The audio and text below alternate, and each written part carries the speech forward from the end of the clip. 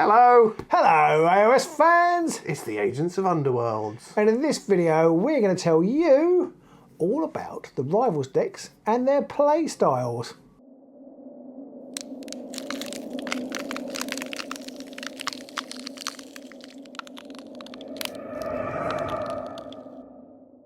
Yeah, we're going to go through all of the Rivals decks that GW have currently released in Underworlds that are in circulation in the Nemesis format, and just give you a brief heads up on all the different play styles in case you're not sure which one you want to play with next. Yes, so if you are a veteran of the game, then do feel free to chip in the comments what you think and whether you think we're wrong or right.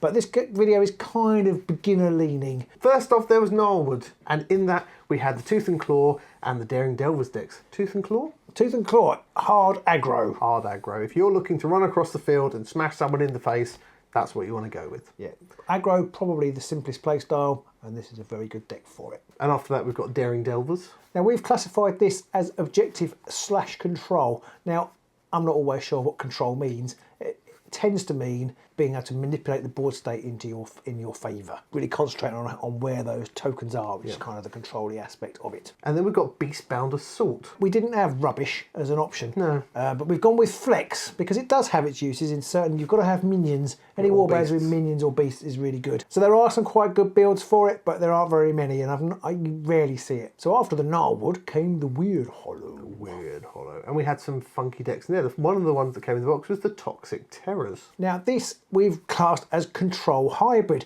and I have literally no idea what hybrid means in this context. Or Control.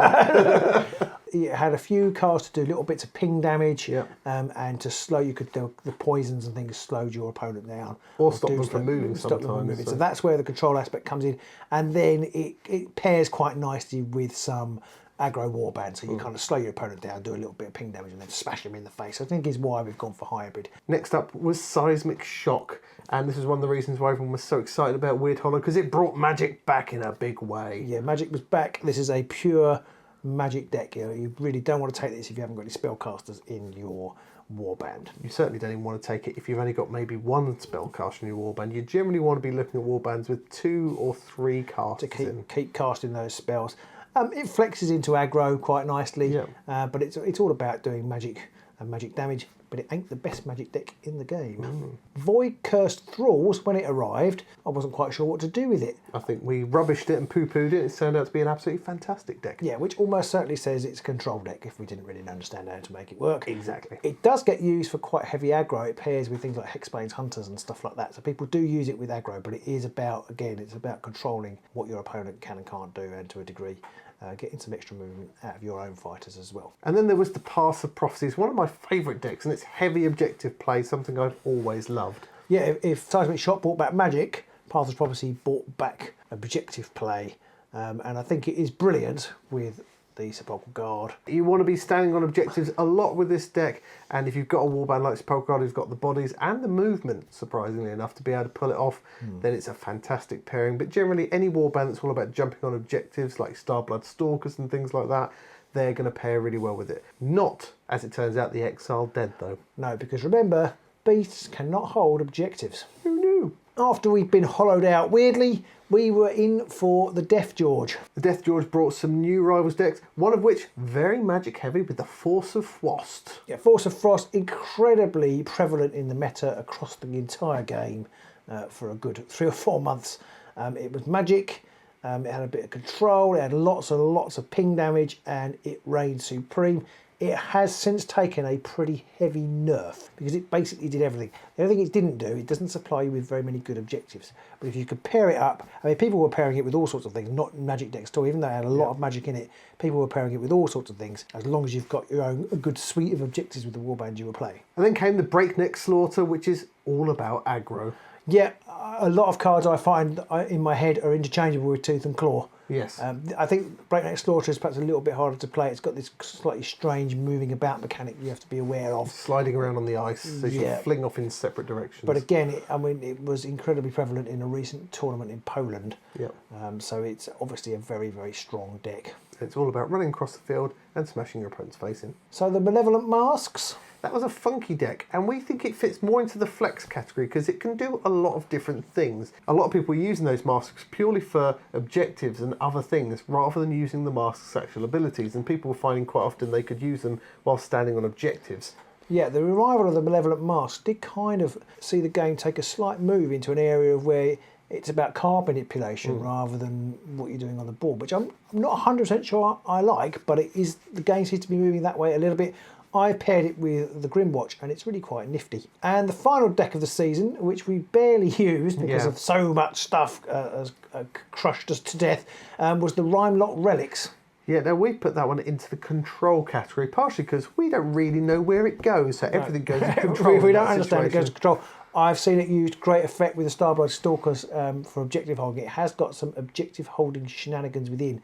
So again, I think it depends what warband you pair it with to how it plays out. So it's a bit more like a control flex again, because it depends on who you pair it with, what they got, because they do have some very nice powerful upgrades in there, but the whole shtick of it is when you put those upgrades on, you have to wait for them to thaw out, which makes them more powerful when you finally get them. Yeah, I have paired it again with the Grimwatch because I've been trying to make them work, and it's not too shabby, and actually even from an objective holding point of view, which the Grimwatch could do quite well. And then we come to the latest season so far, which is Wintermoor. You know nothing, Jon Snow. Wintermoor is come. So we had two of the funkiest, most confusing decks we've had yet. And have played the least. And played the least, yes. The Rymeworm Bites.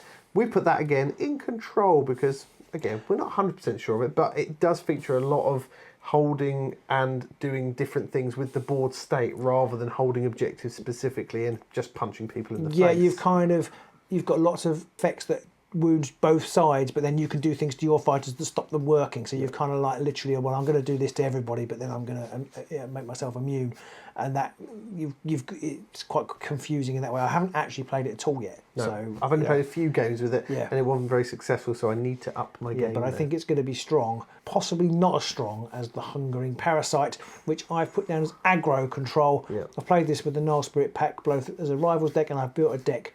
A Nemesis deck, though I didn't get to play with it the other night at our club night, but it seemed like it was very, very effective too. I wouldn't be surprised if we didn't see the Hungering Parasite with the Null Spirit pack placing quite highly at the forthcoming Games Workshop Warhammer World Clash. Or possibly another high aggro warband that's really going to utilise that, because one of the funky things about the Hungering Parasite is you can put it on your opponent's fighters, but there's just so many benefits to having it on your own that you're probably not going to bother with the cards that punish your opponent, and you're just going to go for the glory yourself. Now, if you're thinking that's a lot of decks and I'm not really sure which one I want to pick and you're fairly new to the game, we've also come up with a very small list of ones that we would recommend to newer players. The first of which is the Tooth and Claw, out and out aggro.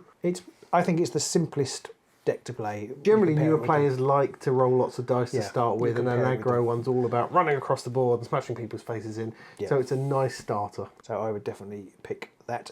The only thing to be aware of is that it is in the next round due to be cycled out. So it's only going to be with us for another 6 months. It's only got 6 months left on it, poor little thing. If you want to play objectives, Paths of Prophecy. And it's a really fun deck as well, isn't it? It is, yeah. Very thinky. Shenanigans for changing the objective numbers and all that kind of stuff. But you could score shed loads of glory. And the best thing about it, Pete, is you don't have to roll any dice. Next up is the Malevolent Masks.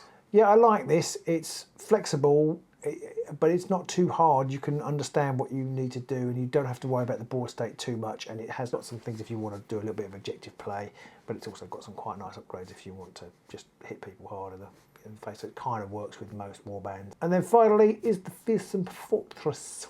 Again, it's a fairly simple deck. It's quite easy to pilot. It's a little bit thinky, so that you've got to consider the gameplay a little bit. So it's a little bit of a challenge, but overall, the general aim of the deck is nice and straightforward. It seems to pair well with most things, like a Beaujolais.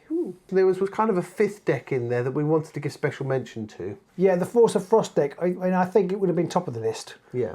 But until this recent FAQ, it's got most things, as I said, but it has had quite a nerf now, and that is not great for beginners because you've immediately got to look at what the FAQs were and how things have changed, and also it's just not as strong as it used to be. But it is a very nice initial meandering into spellcasting and magic heavy decks, which not everybody's after, and of course there aren't that many magic heavy warbands out there, so it's one that maybe gives you a bit more limited choice on. But as I said, when we're actually talking about the deck, lots of people play it even without magic users because it's got some good cards that don't require magic. So that's our summary of all the Rivals decks so far, and a few of our top picks for starters, for newer players to the game. Are you a veteran of the game? Would you suggest something different, or do you think we've classified some of them incorrectly? Do let us know in the comments. Almost certainly. If there's one thing Pete and I know how to do, it's how to classify things incorrectly. And do consider supporting us on Patreon if you can.